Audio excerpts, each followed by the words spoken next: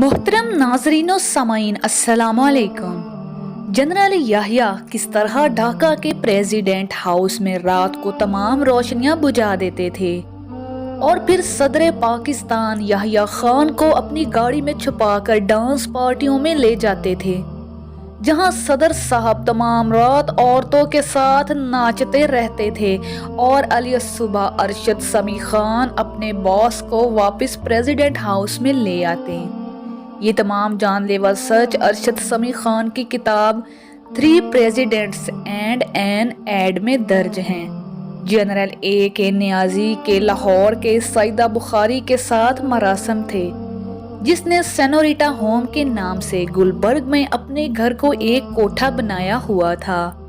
यही सईदा बुखारी उस वक़्त लाहौर जनरल ऑफिसर कमांडरिंग और बाद में कोर कमांडर टाइगर नियाजी की टाउट थी और गैर कानूनी कामों और रिश्वत सतानी में इसकी मदद करती थी। सियालकोट की बदनामे ज़माना शमीम फिरदौस भी नियाजी के लिए इसी खिदमत पर मामूर थीं। फील्ड इंटेलिजेंस 604 यूनिट से मेजर सजादुल हक ने कमीशन को बताया कि ढाका के एक घर में जर्नैलों की अयाशी के लिए बारहा नाचने गाने वालियां लाई जाती थी। टाइगर नियाजी अपनी 3 सितारों और कोर की झंडे वाली स्टाफ कार पर भी नाचने वालियों के दर के तवाफ करता था। एक दिन याहिया खान दादे ऐश देने की गर्ज से जनरल रानी के पास गया तो एक दूसरे डीएसपी मखदूम के साथ रंगरलियां मना रही थी। शराब के नशे में धुत मखदूम याहिया खान को देखकर इस कदर मुश्तइल हुआ कि सरकारी पिस्तौल से जनरल रानी के खुफिया अज़ा पर गोलियां बरसा दी। फायरिंग की आवाज़ सुनकर याहिया खान डर गया और हेलीकॉप्टर पर वापस भाग गया। रानी ने मखदूम के आइंदा ग़ैज़ो ग़ज़ब से बचने के लिए अपनी नोखेज़ लड़की उसके अक़द में दे दी। मखदूम बाद अज़ां आदि नशई बन गया और इंतहाई इबरतनाक अंजाम से दोचार हुआ। इस ज़माने में पुलिस के सिपाही ऐवान सदर को कंजर खाना, GHQ को डंगर खाना और अपनी पुलिस लाइंस को लंगर खाना कहते थे। जनरल रानी के पास याहिया खान और इसके साथियों के बारे में बड़ी मालूमात थी। रानी के बकौल याहिया खान ने बहुत पहले से इक़्तिदार पर कब्जे का मंसूबा बना लिया था।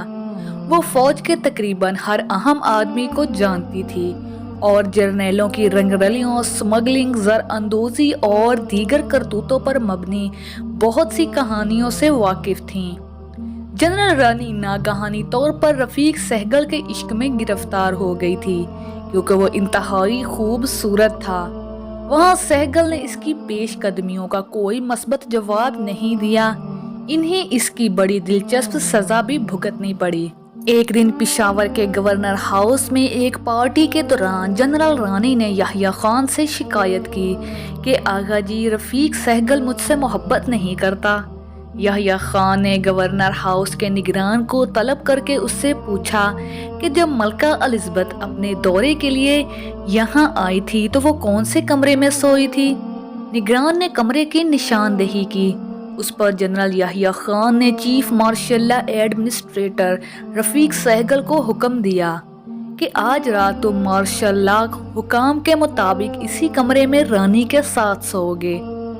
रफ़ीक इस हुक्म से इनकार की जुर्रत नहीं कर सके। उसके बाद याहिया खान रानी से मुखातिब हुआ, मोटी तुम इसके पीछे जाओ, खुदा हाफिज।